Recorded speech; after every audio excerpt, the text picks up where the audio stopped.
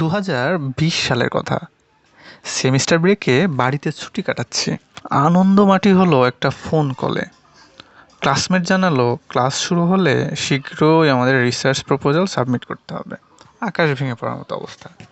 তখন এআই দুনিয়ার বিষয়পত্র নিয়ে ঘাটাঘাটি করতেছি, কিছু পড়াশোনা করি, এমএল কিছু প্রজেক্টে এঙ্গেজডও হয়েছি, কিন্তু রিসার্চ সম্পর্কে একেবারে আনকোড়া।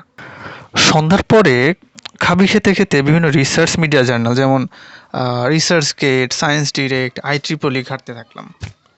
স্ক্রল করতেছি এবং আমার যে হচ্ছে একটা রিসার্চ করব, এখন চিন্তা করলাম আসলে যদি আহ, আমার ইন্টারেস্ট যে ব্যাপার স্যাপার সেই ইন্টারেস্টের মধ্যে যদি রিসার্চ না করি তাইলে আসলে আসলে বোরিং একটা অবস্থা হবে।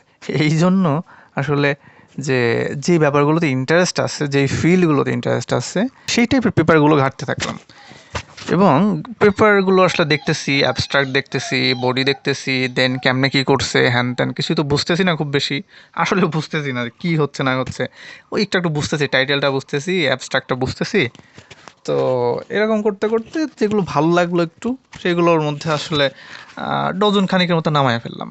হ্যাঁ, যে ঠিক আছে, এগুলো সময় করে করতে হবে, পড়তে হবে, এবং আসলে কিছু করার নাই।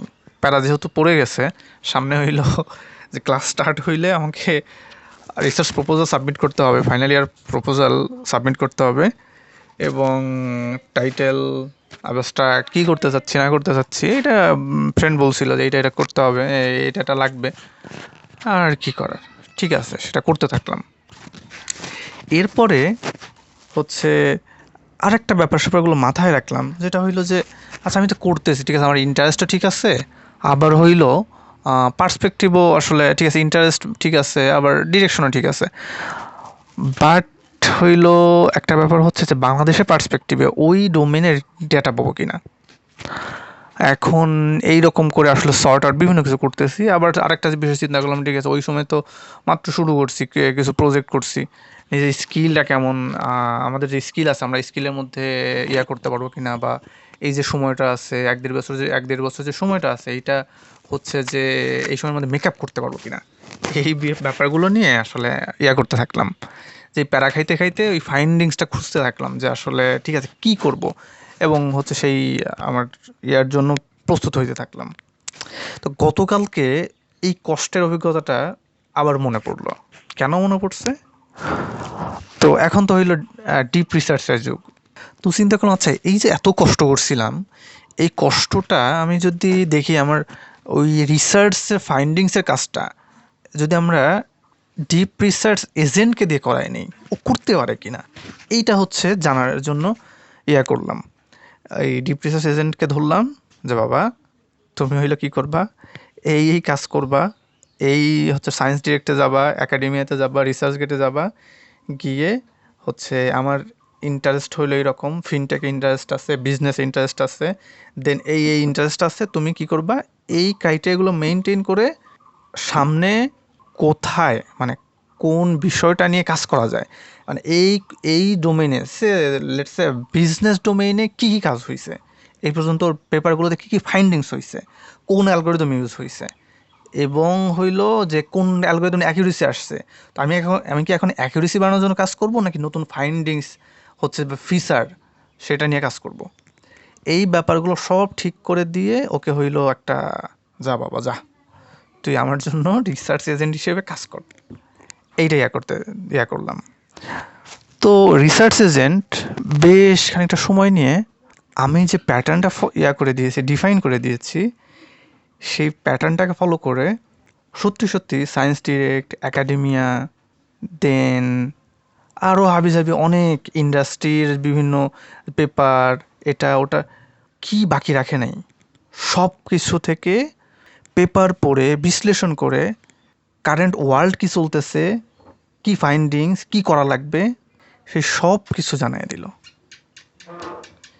যেই কাজটা করতে আমার কয়েকটা দিন লাগছিল, সেই কাজটা রিয়েল টাইমে সকল রিসার্চ ঘেটে যেই টপিকটা দিছি, এইটার যে রিসার্চ টপিক, এইটাকে ঘেটে মাত্র কয়েক মিনিটে শেষ করে দিল।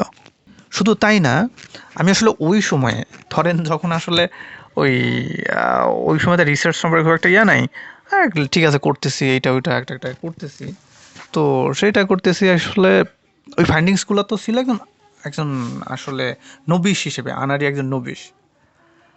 আর রিসার্চ এজেন্ট বা ডিপ রিসার্চ যে কাজটা করলো, সেখানে ফাইন্ড করছে, আমাকে যে সাজেশনগুলো দিল, সে একজন মানে সায়েন্টিস্ট হিসেবে, সে একজন এক্সপার্ট সায়েন্টিস্ট হিসেবে তার ফাইন্ডিংসটা, সে একজন এক্সপার্ট ফাইন্ডিংস এই ডোমেইনে কী কী ফাইন্ডিংস আছে সেটা বের করলো এবং কী কী করতে হবে সেটা ইয়া করলো।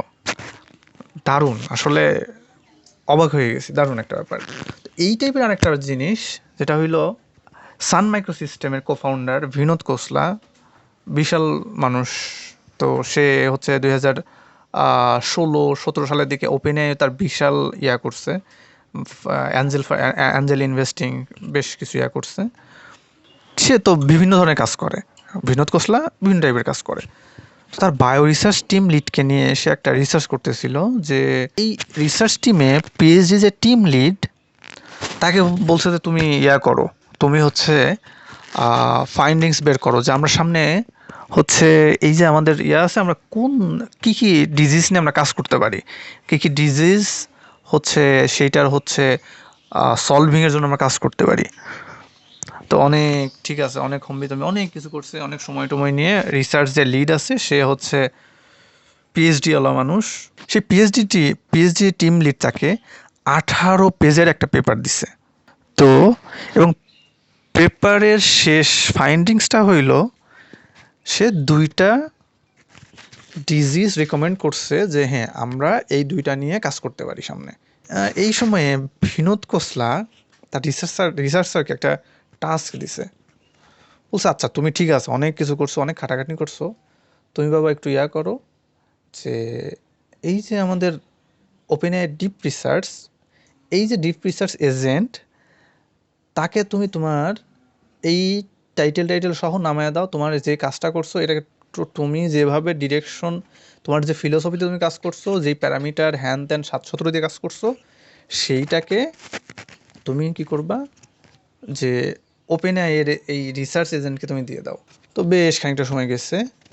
তো যখন রিসার্চ এজেন্ট তার রিসার্চ শেষ করছে, coincidentally deep research agent net দুনিয়ার তাবৎ পেপার পড়ে ও তার রিসার্চের রিজনিং ব্রেইনকে ব্যবহার করে, অর্থাৎ সে ফার্স্টে সব পেপার নিয়ে আসছে, তখন তো সে অবশ্যই রিজনিং করছেই, এবং তার রিজনিং ব্রেইনকে ব্যবহার করে কোইন্সিডেন্টলি সেম 2টা ডিজিজ রিকমেন্ড করছে, যেটা একটা অভাবনীয় একটা ব্যাপার। তো বিনোদ খোসলা এই অভূতপূর্ব ইনসিডেন্টটাকে প্রকাশ করছেন এইভাবে, দ্যাটস মাইন্ড ব্লোয়িং। তো সামনের পৃথিবী আসলে আমাদের এজেন্টের পৃথিবী। এজেন্টিক ওয়ার্ল্ডে আমরা আসলে প্রত্যেকের যেরকম একটা পার্সোনাল এজেন্ট দেখতে পাবো, সে এজেন্ট কী করবে, আমাদের কাছে ডিরেকশন নিবে, এবং সে আমাদের যা যা টাস্ক আছে, যা যা কাজ আছে, সে অন বিহাফ অফ আস করতে থাকবে। সেই সাথে আসলে একটা এজেন্ট তো আর সব কিছু করবে না, ও অ্যাজ এ সিইও অর ওই যে ম্যানেজমেন্টের ম্যানেজার, ও হচ্ছে যে যদি আমার কারোর সাথে হচ্ছে মিট করা লাগে, তাহলে আমার মিটিং এজেন্ট থাকবে, হয়তো সেই এজেন্টই আবার অন্য একজন, হয়তো যার এজেন্ট আছে, ধরো অন্য একজন বিজনেসম্যান তার এজেন্ট আছে, এজেন্ট আর এজেন্ট মিটিং করবে। আবার যদি আমার গ্রাফিক্স ডিজাইনার লাগে, একটা হয়তো গ্রাফিক্স ডিজাইনের এজেন্ট থাকবে, যেটা আমি যেভাবে চাই সেইভাবে ওই এজেন্টটা ডিজাইন করে দেয়। ও জানে, ও সব কিছু জানে যে হ্যাঁ, যে এইভাবে হচ্ছে স্যার এটা ডিজাইন পছন্দ করে, একজন এমপ্লয় যেভাবে ইয়া করে সেভাবে। তো এরকম 10টা কাজের জন্য 10টা এজেন্ট থাকবে। তো সবাই মিলে কোল্যাব করে টিম হিসেবে হয়তোবা আমাদের যে কাজগুলো সেটা 24/7, এবং এটা প্রত্যেকের পার্সোনালাইজ, যার যে কাজ সে তার হচ্ছে সেই ধরনের এজেন্টগুলো থাকবে। তো তারা অন বিহাফ অফ দেম তারা কাজ করতে থাকবে, এবং আপনারও সেই এজেন্ট থাকবে, যে এজেন্টটা অন বিহাফ অফ আপনি তারা কাজ করতে থাকবে। এখন যেরকম সবাই ChatGPT সবাই ইউজ করে, হয়তো আর কিছুদিন পরে সেটা সবাই হচ্ছে এজেন্ট ব্যবহার শুরু করে দিবে। তো কি মনে হয় আপনার? আশা করছি কমেন্টে জানাবেন। সামনে এজেন্ট নিয়ে আরও অনেক আলাপ হবে।